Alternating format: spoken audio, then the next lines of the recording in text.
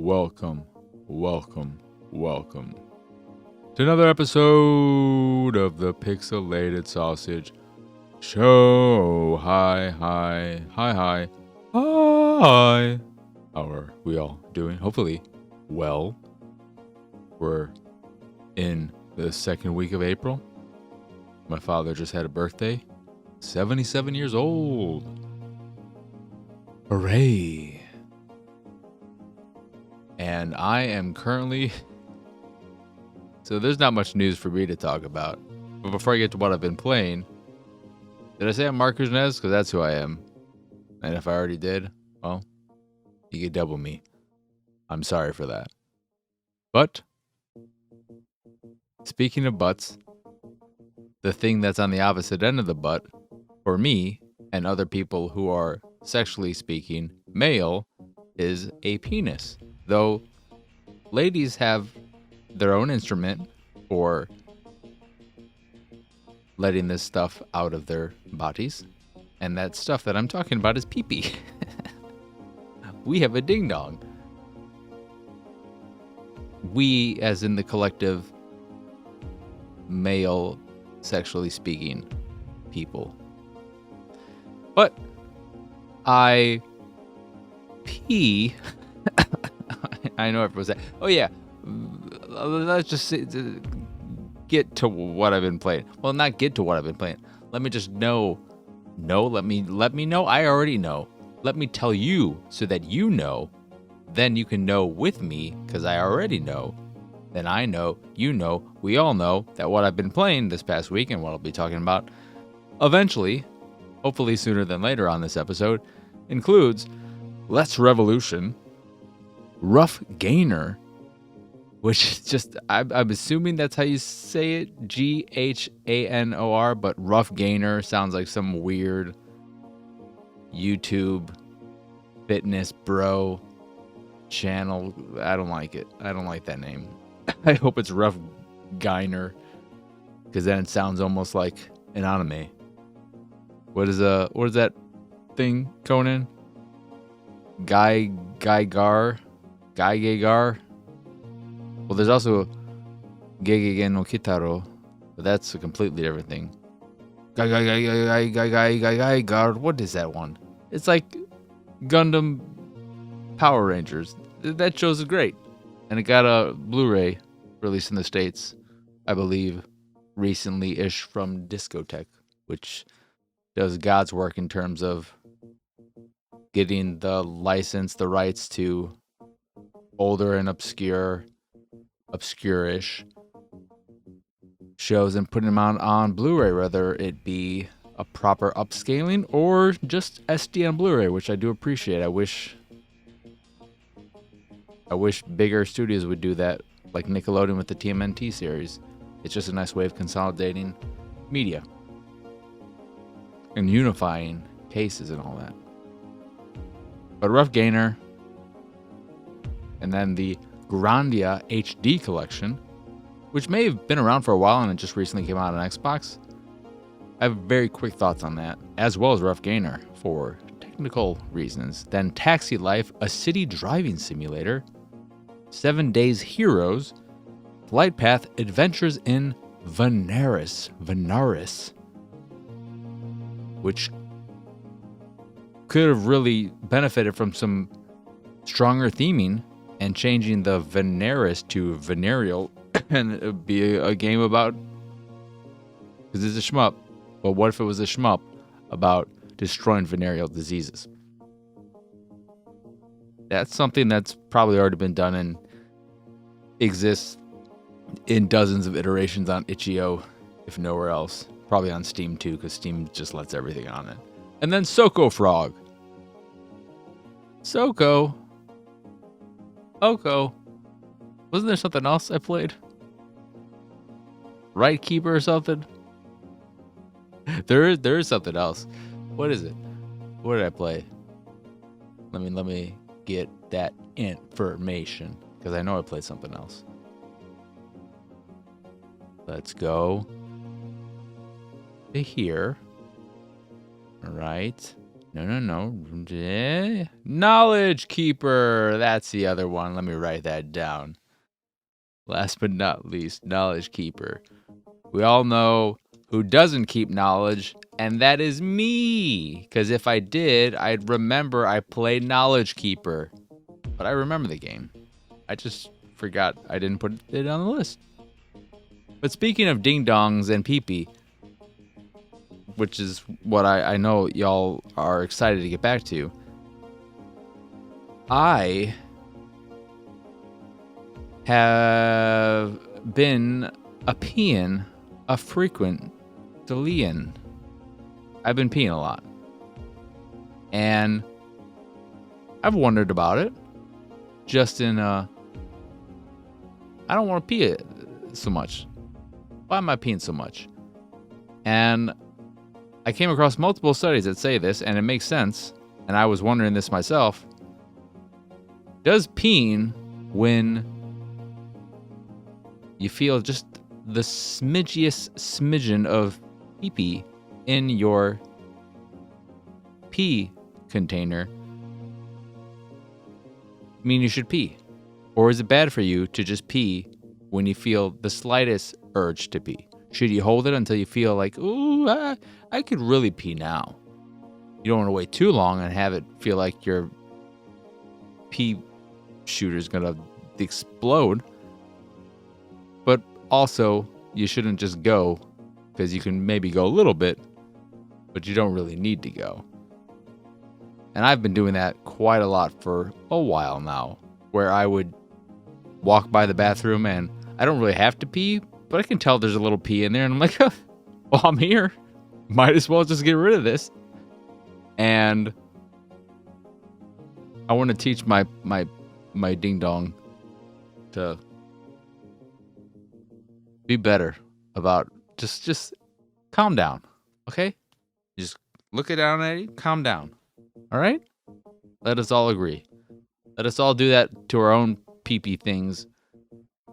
Look down. Calm down. Calm down. This podcast is officially... I just decided, you know what? It's the Pixelated Sausage Show. Is it the Xbox show? The PlayStation show? The video game podcast? No, it's just the Pixelated Sausage Show. So what does that mean? That means it's me, because I am Pixelated Sausage. So in addition to talking about the games like I do, there's going to be plenty of this kind of crap probably. It's just going to be off the rails all the time, because whatever. And I swear this Sunday, which is that the 14th? Yeah. This Sunday, the 14th, because part of why I really wasn't prepared to put out the Attack the Backlog episode, version 2.0, episode 1.0, Ghost Recon Wildlands version who knows 0.0, is because that was my father's birthday. So, kind of busy. Surprise, surprise, my father's birthday, because who knows how many he has left. More important than the podcast Attack the Backlog. But I swear that'll be up with a early Friday release audio only version for patrons in the $5 tier, because they get all the oatmeal they could ever hope to eat. So get excited about that, but maybe not as excited as you may think to get, because spoilers. My feelings, I have to get back to the game too. I haven't played in a while, which might tell you everything you need to know, and I'll just leave it at that. But in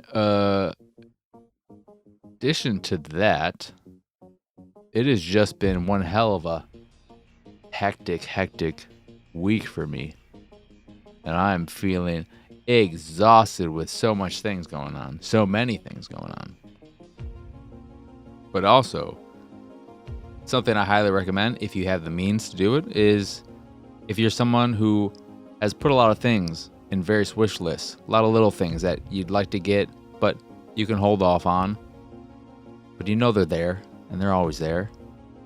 Maybe start chipping away at those lists, because once you do, and if you get close to the point where those little things that you've kind of wanted, you either decide, you know what, I don't actually want this, I don't need this, let's just disappear this from our memory, or why don't we finally pull the trigger and get this?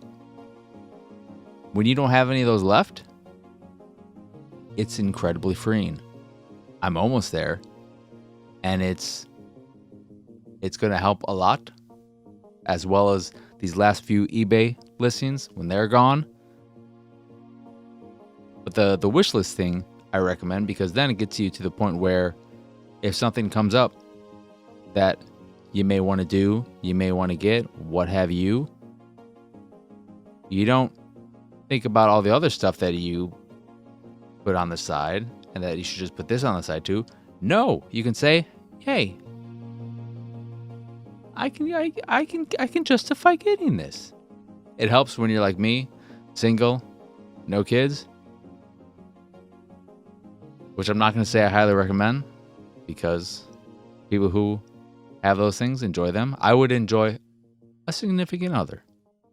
Kids, I was thinking about it again, and how oh my God. I used to say, I don't want kids, but I'm not close to them because if I find the right person, things can change. No. Even with the right person. I just, thinking about having kids and that experience, I am so happy that a lot of people enjoy that and they want that and they find it rewarding and all of that. I don't understand that. I could never. Just give me a cat. I'll just get another cat if I want to feel something. So, cats better than people. We all know that already in general. But a significant other would be nice. It's just it's not super easy. And very likely already met the love of my life. And that whole thing was just, that was a roller coaster. It was a roller coaster that I had to bail from. And it is what it is. There's no getting back on that roller coaster either. This isn't When Harry Met Sally, where that one couple, we were together. We were married, then we got divorced. Then we saw each other again in an elevator 20 years later. And we've been married ever since. I don't know what voice that is, because it definitely doesn't sound like that woman. It wasn't the woman anyway, it was the guy. The guy was saying everything. It's like, oh, what was it again? And she had all the answers. He was telling the story, couldn't remember shit, but she remembered all the details. Those parts of When Harry Met Sally are nice. Overall, not a great movie. But I'm glad you enjoyed it overall, Angie. I'd love to know what you think about the whole orgasm scene in the restaurant.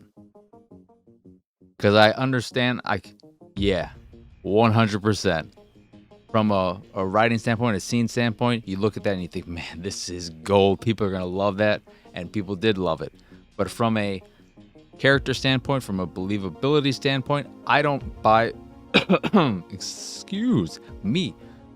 I don't buy for a second that Meg Ryan's character in particular would ever fucking do that. That does not seem in character of her at all.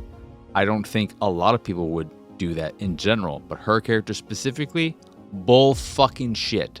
And I've talked about this multiple times.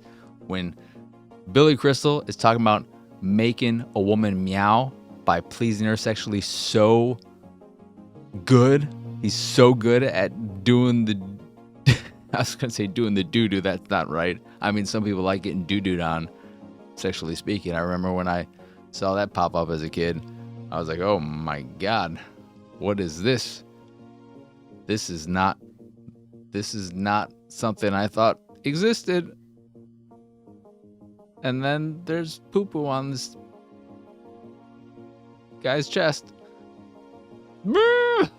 Speaking of doo-doo on chests, that's a bad transition because I actually like Let's Revolution.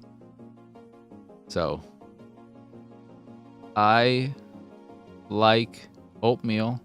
And speaking of oatmeal and liking things, I also like Let's Revolution, which is a roguelite, I guess, because you do get these stones that unlock things, and the whole roguelite versus roguelike thing is something I'm always curious about.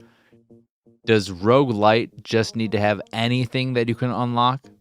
Whether it be additional cards, additional classes / characters, anything that makes what you have available initially different? Because then, yeah. But this is a roguelite, like, where you are following a trail of, there's no branching paths. So this is like Slay Spire, but no branching paths. You're just going down level until you get to the end of an area, an end of a run, very short runs. But instead of it being a deck builder or a dice builder or a tactics game like Into the Breach, it is gamifying in a kind of tactics way Minesweeper. And I was very curious about this when I heard about it. I think Enchi is the person who first told me about it. I may have heard about it through some other podcasts, but my recollection is Enchi mentioning it and making me curious about it because I don't really like Minesweeper. I remember playing it a lot as a kid, but what I would do as a kid is turn it on. I would play it on Windows 98. I'm presuming, make it so that the player is as large as it can get and that there are as few bombs in the play area as possible, so that I could just click a space and then would reveal a third of the play area. And that was super satisfying. But playing it normally, I was too young and dumb to figure it out, and too young and dumb to care to try and figure it out. I much preferred playing Solitaire because I love Solitaire. Solitaire is... If I really had to try and think about it, Solitaire is maybe a top 25 video game of all time for me. But I don't think I would probably do that, just because as much as I love the video game version of it, the Windows Classic version of it, where when you win, you'd see the flowing cards. That was always very, very cool and satisfying. It's still a physical card game. That would be like saying Ticket to Ride for Xbox Live Arcade is one of my favorite video games. You could say that, sure, but that seems kind of... really? Also, in most cases, board games are still way better playing in person, physically. Except in cases where some board games require a lot of math and a lot of busy work in that sense. Like Carcassonne, I find, because I've only played it a few times physically, and I never owned it or... Oh, God. Oh, I'm so sorry for all this coughing and shit.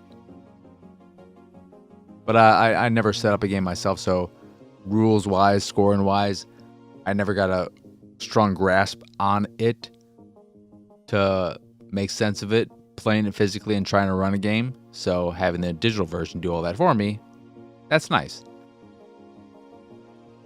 But back on the topic of Let's Revolution, it takes Minesweeper and gives it a tactics layer of gameplay on it, where you're going from area to area. The areas are getting progressively bigger, and what you have to do, at least in the first area, where you have 5 or 6 classes / characters that you'll unlock over time. I unlocked the second class, which is a stealth class, unless it's random how they deal them out. But the initial one is a typical fighter, a bit of a brute. And what you're trying to do is find the king in each area, who will then run away when you find them, and then that will allow you to move to the next area. But you can continue exploring and revealing the tiles in the level you're currently on to gain extra coins, find stores and locations that will allow you to upgrade some of your abilities, get new abilities, heal yourself, replenish your, as this main class, your arrows, which is the only way you can do it is at the shop.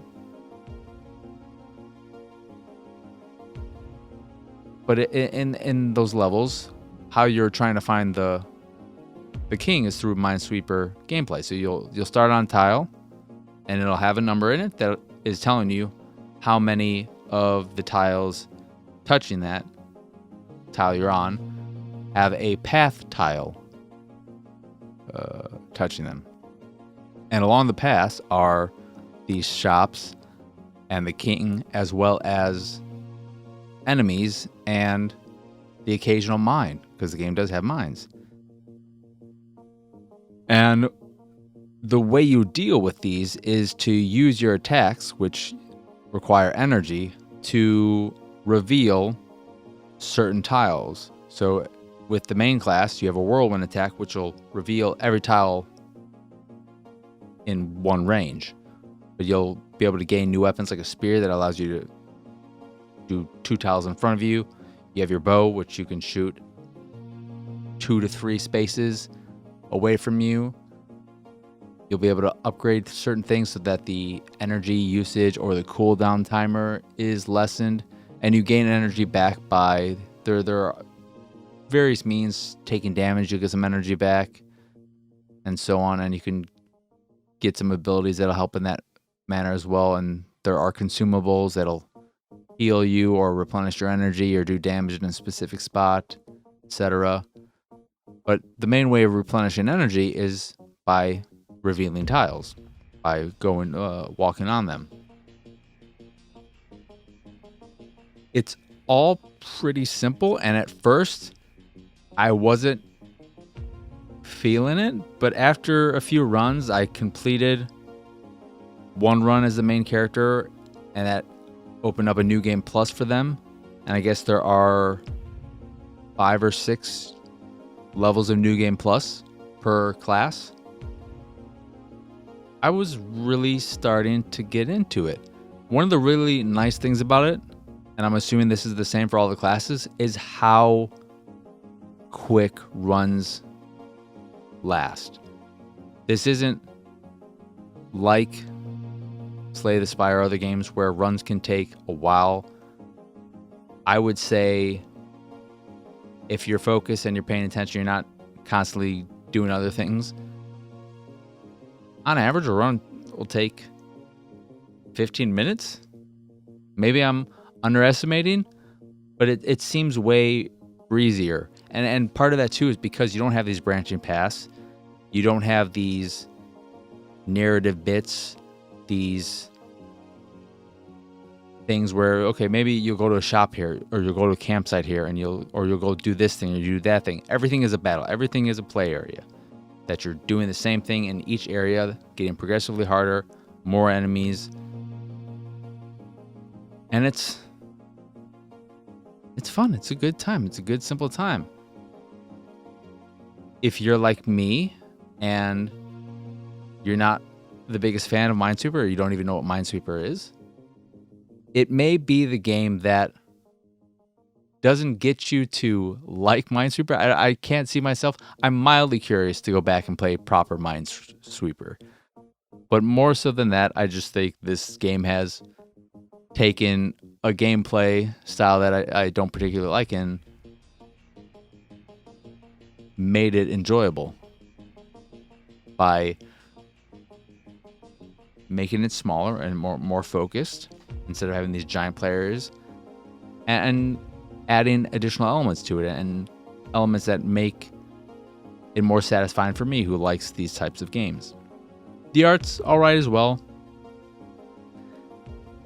And there's one accessibility option, I think, which isn't in an accessibility option screen or anything, but you can I believe, turn on an option that will show you how many enemies are in every area, so that you know how many to look for. And also, when you are doing your runs, they'll tell you that you've cleared an area, so you'll know that too.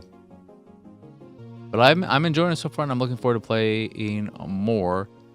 It is definitely a Steam Deck, Switch type of game, but even more than that, if this exists on mobile, playing it with touch controls would be the way to go.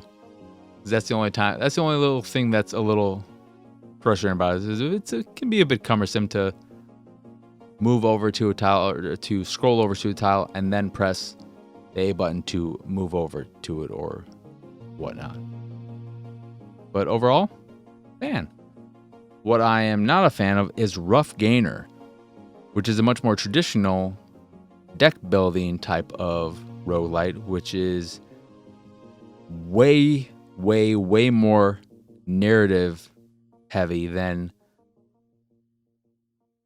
most, if not all, of the other deck building roguelites with branching paths and all that kind of stuff that I've played. Instead of having the branching paths, you have your little hub area, and there will be various things you can do, whether it be a fight or a bit of narrative or more of a not just like a random encounter, I guess you'd call it. And gameplay wise, it works as you'd expect. You have 3 action points. You draw your cards. They all have a certain amount of action points they're required to use. You'll build strategies and combine cards in ways to make them most beneficial to you.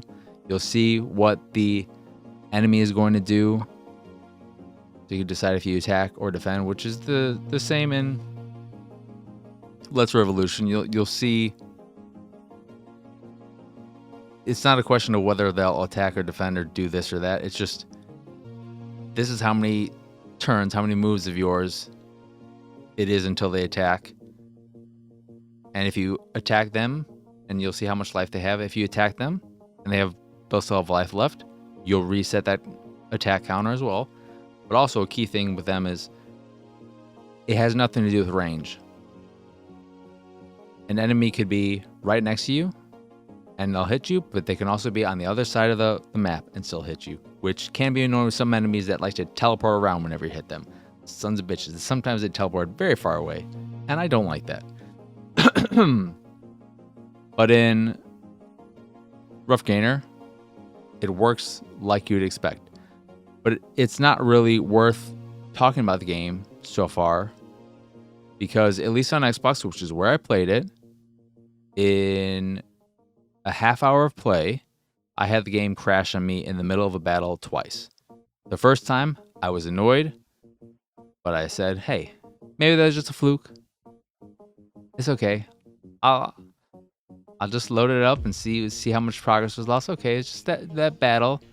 Let me go through this whole dialogue stuff again. Okay, things didn't play out the same. I'm not in that battle now. Whatever. Let's go do this other stuff now. And then, whatever, 15 minutes later, another crash to dash. And crashed me once. Shame on me. Crashing me twice.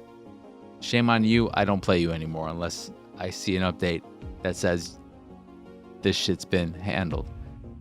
Because I'm not in the habit of playing a game that's going to keep me on edge, not because it's challenging or scary or anything other than just fucking, this could crash me at any time and I could lose a certain amount of progress. Nope, not doing it. So that's Ruff Ghanor. Right now, not gaining much.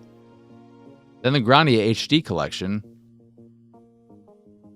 I don't know if I'm losing my mind, but this sure seems like it has some pretty bad performance issues, optimization issues It just seems like a bad HD remaster port, whatever, on Xbox, where it is very jittery. When I was finally given control of the character and can move around, it was giving me a headache.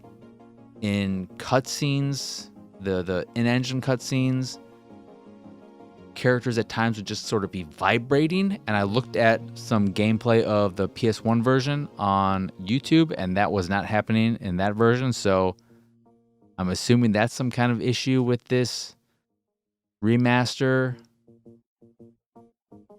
I find it odd that I'm assuming this is the way it was back on PlayStation, but maybe do some changes for this one. But when characters are talking in the in-engine cutscenes and whatnot, you can't, if they've revealed all the dialogue, and there is voice acting, which is it's okay, it's whatever. But if you read all the dialogue and you want to just get to the next bit, you can't skip it. You can't skip ahead if you're a fast reader and you just want to consume it that way, and you can't skip things just in general. You can't just say I don't even want to consume this, let me just skip it all. So I want to play these games because I've heard good things about them. But this has made me say probably too expensive, the physical PS1 version. But maybe I should just do a little bit of emulation. I don't know. We'll see. We'll see. Maybe this will get some patches, because it would be nice to get some achievements with them. But that is a Grandia HD Collection on Xbox. Then Taxi Life, a city driving simulator, is a game where you play as a taxi driver in Barcelona. And it has a lot of finicky details. So you can roll down individual windows, roll them up. There's a lot of detail in the driving, and of course they want you to follow the traffic laws and all that, or the customers you pick up might not be so happy. Use your turn signal, so on and so forth. The driving controls are a bit loose, but I only want to bring it up because I think an insane design choice ruins the entire experience for me, and its potential to be a somewhat relaxing taxi driving simulator. And that is, in order to pick up fares, you have to go to the map menu and then select them from there. And then when you do that, they will show up in the world and have a little area in front of them where you can park and pick them up. If you don't do that, but you see a fare on the mini map, they won't be in the world. You can't just freely drive around it, not going into the menu, picking up fares, and going about doing your job. You have to go into the menu every single time to select the fare, and then they'll show up. You can even park where you know when you do that, it's going to say, here, park here. And then you go to the menu and you do that, and then you get out of the menu, and it's like, oh, I magically manifested out of nothing. It's insane. I don't understand it. So that singular decision makes it something that I have no interest in continuing with, unless that gets changed. Because am I alone here in thinking that's insane? Like, why? Why? I'm a taxi driver. I'm not an Uber driver. I would get it if this was Uber driving simulator and I was going into my app to pick the fare I was going to pick up. Oh, this person seems all right. Oh, this person's not that far away. Blah, blah, blah, blah. I'm a taxi driver. Or is that how taxis work now? I don't think they do, based on my experience. So that just, maybe that's how they work in Barcelona. Maybe this is just me being a dumb American who doesn't understand Barcelona. Tell me, Barcelona listeners. Tell me, Barcelona travelers. That's Taxi life, a sitting driving simulator.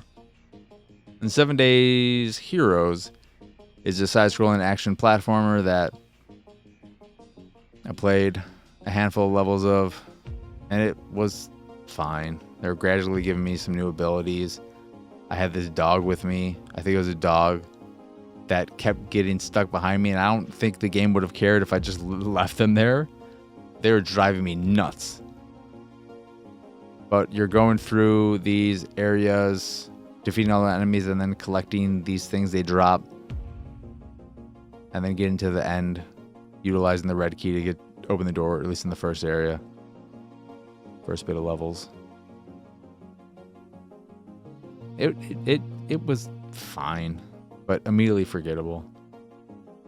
Then Flightpath Adventures in Venaris is a vertical scrolling shmup that has some cool systems in it. I like the upgrade system where you're able to improve your ship during runs by buying new weapons and installing them on various parts of your ship, but you need to also pay attention to how much power they use and then purchase a more powerful generator so that you'll have more power to equip all these weapons. And you also upgrade your shield and your base health and all of that. I like that. I think that's fun. It's satisfying. It gives you something to think about and what weapons you want, how powerful you want them to be, where you want them placed. If you think homing missiles in this particular part of your ship make more sense than placing them here.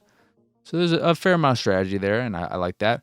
What I don't like about it, and I hate this with any vertical scrolling shmup, is when enemies can come from the bottom of the screen.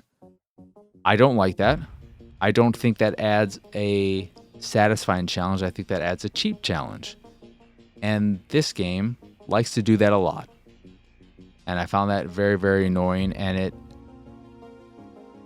took a significant amount away from me and my ability to enjoy the game. So your mileage will vary there. You already know, I'm sure, if that's something you like or don't like or am indifferent about when it comes to vertical scrolling shmup. So keep that in mind, and based on how you feel about that, I'd say give it a shot or pass. Because I'm pretty sure it's not a super expensive game either, but in the grand scheme of shmups, ignoring that, one of the better ones I've played and enjoyed. Arts, whatever, but gameplay-wise, it was fun. Not every level ends with a boss either, which is a little disappointing. And with the weapons, what was the...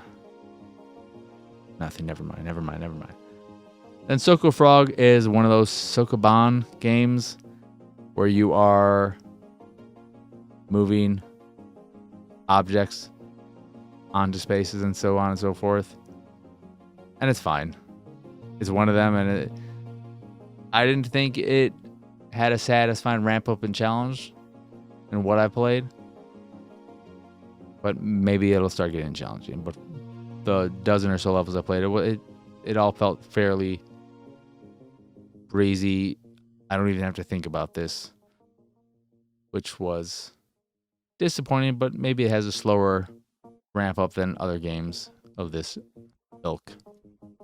But I remember there was the ice one or something I played not that long ago that had a really satisfying increase. For me, that kind of challenge, that satisfying and consistent increase is what keeps me engaged and wanting to play the next level and the next level and the next level.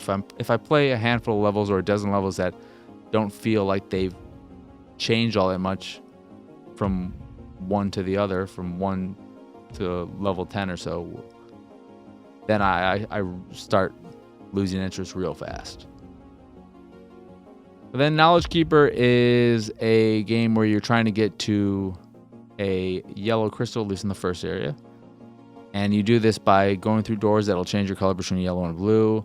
And in some cases, you have to move around boxes to open up paths by placing them on the floor so that you can walk over them.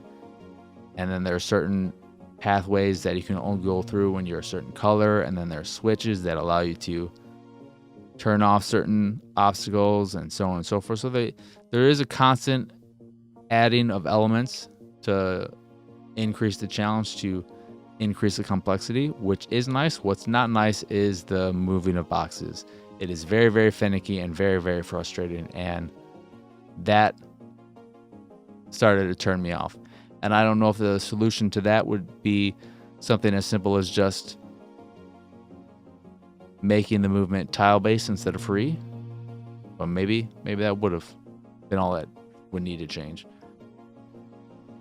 But that was pretty frustrating for me. That is it in terms of what I've been playing.